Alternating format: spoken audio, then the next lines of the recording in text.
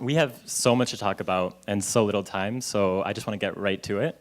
I'd like to pose our first question to Father Burrows. Father Burrows, as then Vice President of Mission and Ministry 10 years ago, and as a Jesuit, can you kind of recall your feelings going into the town hall 10 years ago? What did you know about it? What did you know about DeGioia's ultimate plans for this event? And how did the actual events reflect on your expectations? Thank you.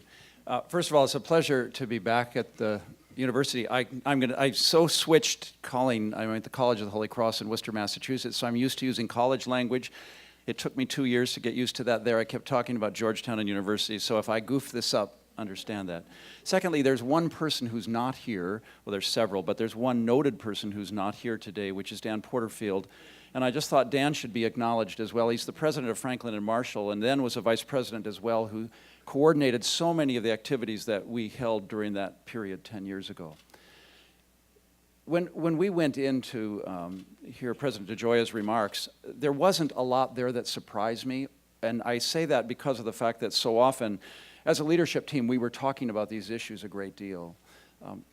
And so what we listened to when Jack spoke was things that I think he was a very consultant president who was asking for opinions and engagement. So the content didn't surprise me, but I want to step one step back and then go into something he said then. And as an educator, Jack talked about himself as an educator and as an administrator and as a parent.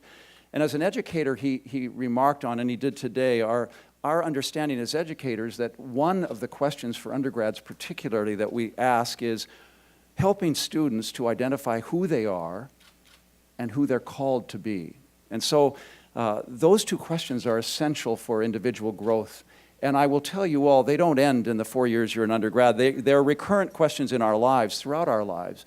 And who am I? And what constitutes my identity? And as particularly in a Catholic and Jesuit institution, who am I called to be? And we would take the divine as the referent point there in our biblical tradition. Who am I called to be in the world?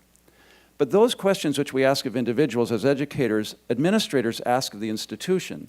And so who are we and who are we called to be is the next set of questions, because the we and our ability to identify who we are and our freedom to engage that, I think, is part of our mission. But it's cyclical. So we go through periods where, and I think your recent experiences in talking about our history, we recognize who we are is grounded on things that either we didn't realize or things we did realize and haven't talked about. And so 10 years ago, this LGBTQ question was one that needed resurfacing at the college as a whole. And it matches then the question of who are we called to be as a community. And that's very much at the heart of how we discern that question as a community with a specific identity, has to happen over and over again. And I think the one thing that did surprise me, Jack, when you spoke that day, was you talked about your identity as a dad. And we who know you well, we're very aware of that identity, but you publicly talked about how your son would view your decisions if they were to affect his life, and how he would judge you and reflect on your role. And at that moment in the conversation, I felt we kind of went to a different level. And it was an interpersonal level. And I just want to end with this. I think so much of the conversations we need to have as a people on any topic, but particularly on this one, we really don't start with concepts, ideas, as important as they are to educators. We start with relationships, because the context of relationships changes how we think about categories and ideas. And if we objectify people into concepts and ideas that are not based on who they are or how we know them, our conclusions never match the realities we hope for. And so I was rereading your talk a couple times, and I just thought those three categories were so enlightening, but particularly the last one, where you ventured out as a human being to say, this is who I am beyond my role as educator, administrator, and this is important to me as a human being and important to me as a dad. And I think that humanizing of himself opened up the conversation differently, and it modeled for us the kind of humanizing conversations that have to happen on this topic, but in our country today, we've so objectified each other, it's very hard to begin with the person, the unique person in front of me, or the unique community we want to be. I think that's very true. Thank you. I wanted to open up the same question to everyone else on the panel, specifically because you all came to the town hall from a different point of view, a different role in the campaign. So specifically, I'd like to hear from the students, Connor, Julia, Jason, and Christina. What can you capture the feeling of the day going into the town hall, sitting in the ICC auditorium, and again, like also what were your expectations beforehand, and how did the outcome reflect those? Sure, I'll start. So I would say two things. I think one was that I was feeling pretty both a skepticism, but also a belief that something bigger was possible. And I think the skepticism came from we had spent 3 weeks in silence, silence from the university. That was really hard. I think it's important to remember that that silence meant, it sort of showed that it wasn't clear that the university valued LGBT young people, that it wasn't clear that the university had our backs. And so I think, and also as an activist, I think you're always sort of planning your next move. So you're thinking like, okay, if the university does this, our next move is this. If the university does this, our next move is this. I don't think we ever thought we were gonna win in that moment. So we never really planned for like what happens when we win. So that was also running in through our brain. And then I think there was also this possibility of Georgetown coming out. And I think this was something that we had reiterated and reiterated during our meetings leading up to the campaign, is that it was important to see the LGBT Center, it was important to see these policy changes, but it was fundamental to see the university publicly come out. And I use that term consciously, to come out in support of LGBT students. And that was, I think, a fundamental shift. And I similarly remember that moment when you talked about your son, and it was a shift, and it felt personal. It was something that I could see my parents saying. It was something that I could see many of us feeling and wondering, like, we are people, we are your community, we are someone's child. And so I think that was really important, and then seeing the fulfillment of this. I remember the line of this isn't sort of the baseline, this is the baseline. The demands were the baseline, but we can only build on that. And I think those two lines were something that I would never forget as part of that moment. And just to add to the, I think that's really interesting, that the aspect of sort of humanizing, being in that room and hearing you talk about your son. I think it was a moment of sort of very rare vulnerability that we are able to have with institutions. And I think what's always so frustrating and what's so agitating for those of us who identify as otherized in some way is that we don't have a choice about whether or not to be vulnerable with our identities. That no matter what, our identities are always at issue. We always sort of are forced to be vulnerable because there's no alternative. So it was refreshing to have somebody who could make that choice about whether or not to open themselves up to talking about their humanity, talking about these difficult issues that bring up emotions, to say, okay, now we can talk. Because before it really felt like we were talking with a wall. Talking with an institution is really tough because it's not a human-to-human connection, like you mentioned. Yeah, I would just add, in terms of the feelings that going into the town hall, exhaustion. I think we ran a highly tactical, very engaged campaign to get the university to better understand where we were coming from in terms of the changes that we needed to see on campus to feel part of a community, to feel safe. I think that's the biggest part of our campaign, was about safety. It was about feeling included and part of a community that, for a lot of us, we invested a lot in Georgetown. I'm a first-generation college student. Georgetown was a lifeline for me and my family. And so for that institution to kind of turn its back on you, or so it seemed for a long time, that they didn't value your public safety and their actions didn't embody that value, that was traumatic.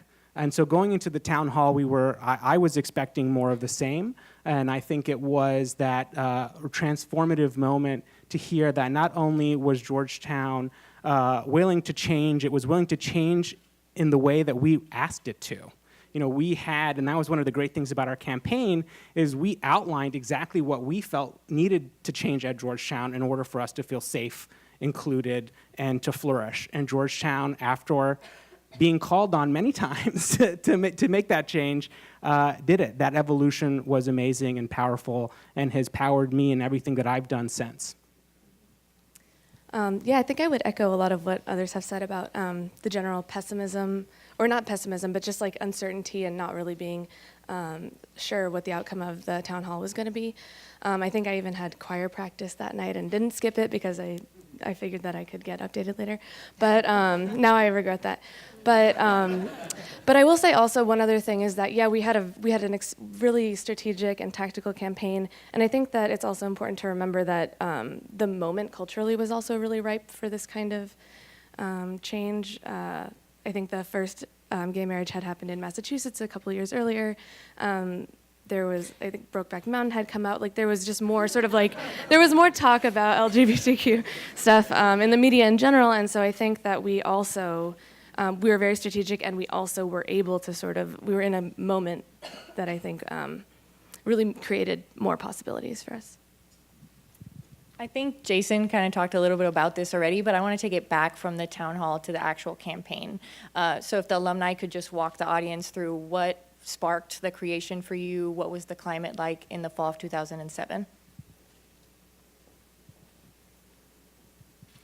What was the climate like? Well, our fellow LGBT community members were experiencing hate crimes, so that I think speaks for itself in terms of a climate. I think, for me, it was a wake-up call that you are not safe here, and the fact that the university took too long to recognize the incident for what it was, a hate crime, really sent a message to the LGBT community, which, as you can imagine, is highly networked and chatty. So we immediately came together to discuss what was the appropriate response. And GU Pride, and to Scott Trasari and to Olivia Chichayet's to their leadership, I mean, we were highly organized. We had an infrastructure, and we knew exactly what we needed to do in terms of setting an agenda. And I think a lot of the students outside of the LGBT community also recognize that safety issue. I think that changed over time a little bit, but we were really lucky in that we were able to build alliances and coalitions outside of just the LGBT community and look to allies in the faculty and the alumni who really recognized that Georgetown was better than this and better than the actions of these students, and were willing to work with us to recognize and change that. Also, just to speak a little bit to the, I mean, it was just so hush. Everything was so hush-hush. At least for, at that time, I primarily identified with queer women communities, and I think in particular, there was no space. There was a lot of hostility on campus, and so a lot of what we would do was gather off campus. People just did not feel comfortable being out and open on campus, so we would, we relied a lot on informal networks of people. Basically, I see Shamisa here, who was one of my mentors back then, of basically, spotting one another, helping one another out, but essentially pulling one another off of campus so that we could mentor one another and take care of one another. But on campus, we just really, at least in my experience, it just didn't feel safe. Yeah, one other thing, one moment that really sticks out in my brain was right after, the night after we found out about the attacks, we kind of met in maybe it was Scott's or someone's house for like 6 hours, and just wrote out the demands. And I think, sometimes it thinks like, how do you come up with this? We just sort of sat there and sat in a room and kind of made it till it happened. And then the next day, we worked with students to collect something like 1,600 signatures from campus. So it was, it was a culture it was a moment where people felt, and had already felt for years, that something needed to happen. And sometimes it is really a shame that it takes a hard moment to to see change and to galvanize change. And I think we're seeing that today, and we see that throughout movements in history. But it was never about that one hate crime, because if something was about one incident, you would never see a movement, right? So there was a widespread culture, and probably still is, maybe at Georgetown, of homophobia, probably, of many things. And there was a moment, though, that we felt like we could do something. We had momentum, we had media, we had student energy. And so I think, to me, I always think back to that, like sitting in that room trying to come up with these lists. But then what really struck me was within days, having 1,600 people at Georgetown have the backs of LGBT community, which I don't think any of us even knew was possible. I think, like, for many of us, it was maybe recently had come out, and it was still seen as sort of a separate, silent group on campus. And I think that moment of seeing, wow, their support was changing in my own perspective of what the community at Georgetown was. I'm trying to think back to that time before the campaign, because so much of my time here was really influenced by the campaign. But the one thing that kind of sticks with me when I try to think about that was I actually when I first got to Georgetown, I got involved immediately with the Georgetown Solidarity Committee, which is also where I met Julia. And the thing that really sticks with me is that, yes, there was this culture of sort of like going off campus and everything having to be done like sort of in secrecy. But there's also like an overarching, I don't know how to quite say this, like an attitude of, a hostile attitude towards activism, basically. That's at least how I perceived it. And I know that there were so many amazing things that have happened at this university as a result of student activism. The Living Wage campaign happened right before we got here, and then the Out for Change campaign. But I think I remember, as Julie was just saying, like being so surprised by the 1,600 signatures, because the people who are, the people who are expressing hostility, or the haters, are really loud, and it was really surprising to see that much support. And I think like that was it's just an interesting thing to think about, sort of like the overall vocal community, and then what's actually happening on campus as being different. My next question is for Professor Luciano. I want you to talk a little bit about what your experience was like as a professor. Your perspective was definitely different from those of the students, but what motivated you to get involved, and how were you involved? I'm interested to ask how you think my perspective was different. Well, I feel like the students felt like they were the ones being directly targeted in the community, and maybe the university wasn't directly supporting them the way that they thought that they should. And the more that I say it, I feel like you should also have those expectations. But I do feel like like the expectations coming from you in terms of how activisty you could be were definitely different than from students. Right. So I just want you to kind of unpack what that tension was for you. Right, thank you. Okay, yeah, thank you for clarifying that, because I was thinking that one of the privileges I had was being able to go home at night, to my lesbian household in its very queer-friendly city, right? Which I felt like I'd sort of, leave DC every day and go to Georgetown land, and then I would come home at night and be back in the world, right? It was. I should say my line, I'm in the English department, my line is in sexuality and gender studies. It's a fairly rare line, not just at places like Georgetown, it's a fairly rare line to have the privilege to focus on sexuality and gender studies as an area of inquiry rather than something you kind of dabble in on the side. And I have to say that the English department here in particular has always been really supportive, but I also felt like it was part of my job, right? I mean, to sort of the activism, connecting with students, supporting students was always understood to me to be something that I was here to do, something that I wanted to do, and also something that really deeply needed to be done, right? I met a lot of administrators here because I was brought to meetings by students, and the students really just felt like they needed faculty allies in the meetings, right? Because they didn't feel like, as you were saying, they didn't feel like they were being heard, they didn't feel like they were being responded to, and I think they thought if they had some faculty sitting next to them, that would happen. That didn't work either, right? So, so I feel like I was, in a lot of ways, I was brought into this and led by the students. And so, rather than sort of feeling like, oh, well, I'm a professor, so I will impart my wisdom to the young people. I was the one being led around because I have to say I'd never experienced the kind of homophobia that I felt at Georgetown before I got to Georgetown in my life, right? I'm a third-generation homosexual, right? I come from a working-class Italian Catholic family. I've never really had this kind of feeling of what I felt like you're describing, this kind of tension of feeling like you couldn't really be out, you kind of had to hide, you had to find these semi-clandestine spaces, right? This sort of weird mournfulness, right?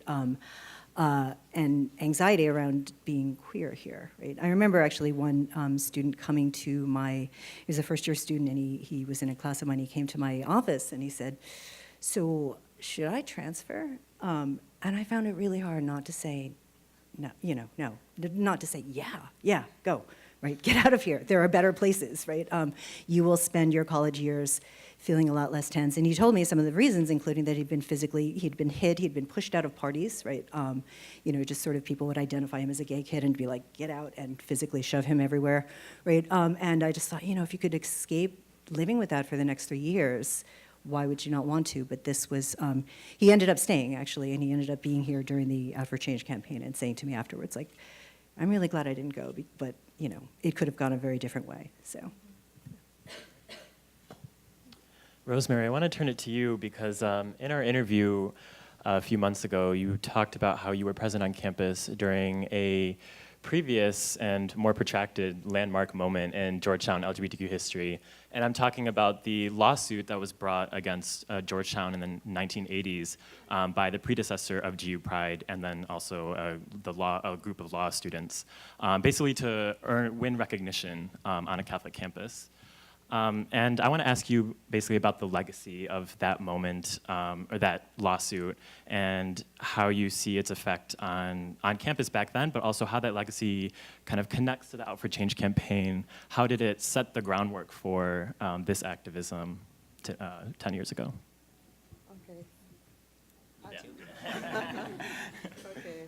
Before responding to that question, I would like to quote something that President DeGioia said the night of October 24th, when we had the major historic speech that he gave in ICC auditorium.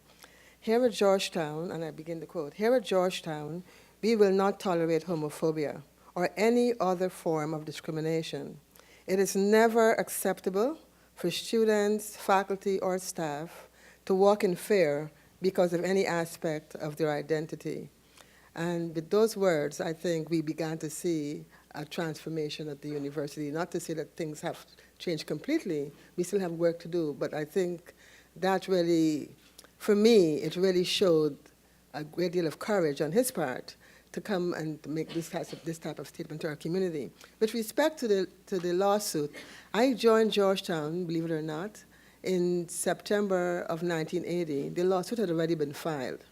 And so it was filed by the Gay Coalition, the Gay Rights Coalition of Georgetown University Law Center, and the gay rights group here on the main campus.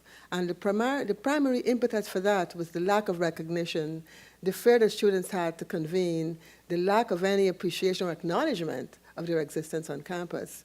And so it took many years before the suit was actually resolved, and then there was an appeal and so on and so forth. But for me, during the time that was going on, I think there were individual faculty members, there were individual administrators who in their own quiet way were trying to be reassuring and supportive of students.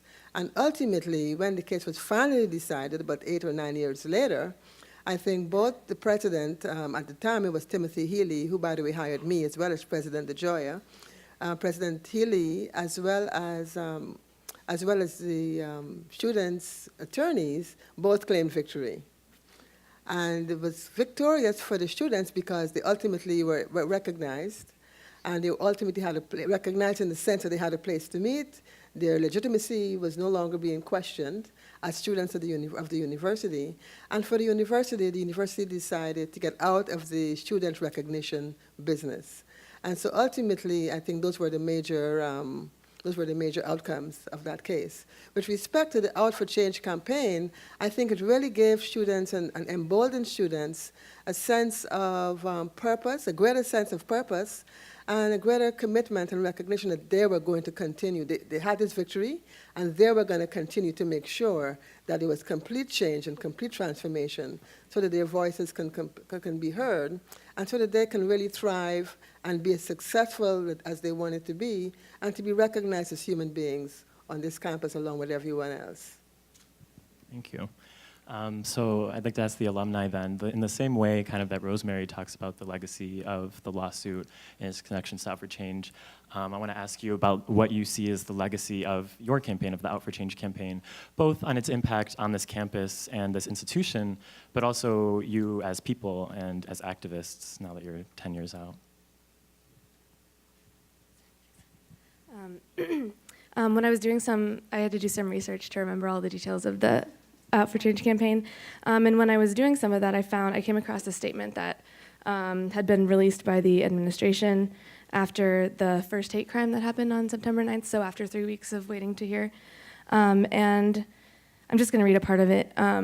So it says that in regards to that incident, DPS, consistent with their practice of disseminating safety alerts when there is a threat to the community, determined that this was a contained incident that posed no ongoing threat to members of the community. And I think about, at that time, like it was really, I think we were all really relieved to hear anything from the university, but sort of like seeing that again 10 years later, I felt really impacted by the implications of that. Sort of like the implication that maybe LGBTQ students are not necessarily part of like what Georgetown imagined its community to be. And I think that I hope that what the legacy of our campaign is and what it seems to be now is that LGBTQ students definitely are understood as part of the Georgetown community. For me, when I think about that, I think about one of Georgetown's most famous alumni. Bill Clinton once said, "There's nothing wrong with America that can't be cured by what's right with America." And that's how I think about Georgetown. You know, Georgetown really has a willingness to evolve, and our campaign shows that. There are several case points, I think, where that's true. One, just in 2006, Metro the Georgetown, and along with several members of the Georgetown community, came out in protest of Chris Simcox, who's the founder of the Minutemen Civil Defense Corps, a armed vigilante group. And the Georgetown Lecture Fund said, oh, he's going to represent the other side of the immigration debate. And this is a man who comes to the border not with ideas, but with arms and with hate in his heart. And we all knew that. And the response from the university was not what we were expecting, but if you look now at the university, where you have such a full-fledged support for Dreamers and for DACA and for Latino life at Georgetown, it's really been an amazing evolution. And I think the Out for Change campaign is another case point in that spirit. So for me, it really, I hope that it demonstrates a willingness to change, and I think that it demonstrates the point that President DeGioia makes about being called to be the institution, a better institution, is true, and it's authentic. And the campaign really does, for me, prove that. Sure. So I think two things. I think one thing that I sort of reflected earlier is that I did see a true culture shift. And I think we did see policy change, but I remember coming back a couple years after I graduated. I graduated right after the campaign, so I didn't get to see the fruits of the LGBT Center myself. But I remember my graduation, there was maybe like 8, I'm looking at Shamisa, maybe like 10 of us that participated in Lavender graduation, maybe. And then when I came back a few years later and saw 150 students standing on that stage, and the president and the university standing there, it was pretty remarkable. I mean, I think we had dreams of what was possible, but I don't think we had expected sort of that type of transformation. The other thing that I always think should be a legacy is that activism is a gift. And that it is a belief, and since I'm at Georgetown, I will say an act of faith that the community can be more just and more equitable. And I think there is a tendency to critique a tactic or critique a strategy. And one thing, and I think that was hard for some of us who were out there doing different tactics because it was such an act of love and a belief that this university could be better and could be stronger. And it's something that I think about today as folks are doing activism all across this world and this country of what it means if you believe in the issue, if you believe in the values, to not necessarily start with a critique of the tactic, but to show up. Because I remember my friend saying to me at that moment, I don't really understand like why you're doing it that way, and I don't really understand, but I'm going to show up because of you, and I'm just going to be there. And that was personally moving, and it was something that I always think about. Now in my life, as part of like what it changed in my life, I feel like I professionally now work with activists across the country who are trying to create change on their campus and their communities. And so it obviously impacted my career and my life in that way, but it is something that I constantly think about and encourage activists to think about, of how you show up for each other during those very hard, exhausting, long meetings, long tactics, but it really is a gift of believing that this university can be better. Yeah, I think my friends here perfectly encapsulated everything. I would just add, I hope part of the legacy is also just, remembering that sometimes agitating is necessary. And we've been talking a little bit like the LGBT community as if it were sort of one whole thing and we can neatly put it there, but of course, we know that we have to agitate within the queer community a lot, and I think now more than ever that's really, really important. And I hope part of the legacy of this is also for us as queer people, as LGBTQ identified people, to really hold one another accountable, especially as queer immigrants are being attacked, queer people of color are being attacked, and that these are queer issues. These are not issues that are separate from us, they are part of our movement. And so I hope part of the legacy too is that we start to also see that LGBTQ issues are not siloed into just LGBTQ issues, but that we are also about immigrant rights and racial justice. Thank you. Erica, I wanted to ask you, as someone who essentially studies student engagement, what do you view as the legacy of the Out for Change campaign on student activism on this campus throughout the past 10 years? Yeah. And I acknowledge that my lens as an administrator and somebody who's sort of present for these moments and trying to help make meaning of them, it's a privilege. And I channel my colleagues who have done that work, prior to me and alongside me.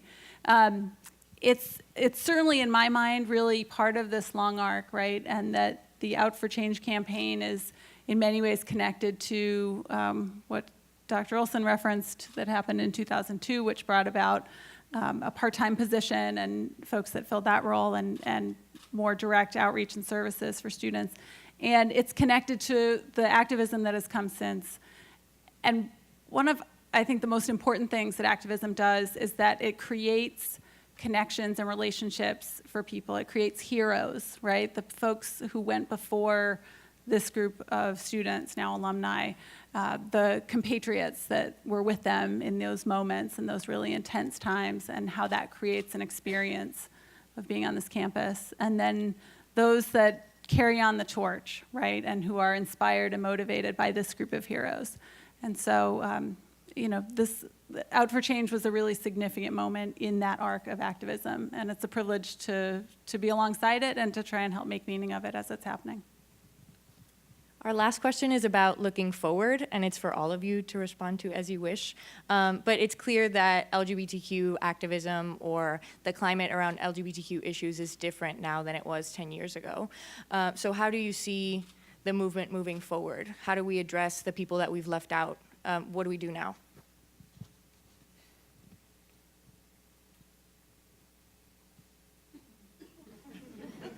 Pointing at me for the hardest question. I think the success of the campaign was our ability to draw connections between communities and between identities and between issues. And I think that's the way forward. I think it's the only way forward, especially as we are continuously marginalized. The only way that we can advance is by building community. So I think the legacy of the campaign and moving forward needs to be that. Needs to be about building community and looking outside of our silos to find connection and to find love and care. And I think Georgetown really did an amazing job of embodying its ideals of women and men for others. And I think that can take us forward.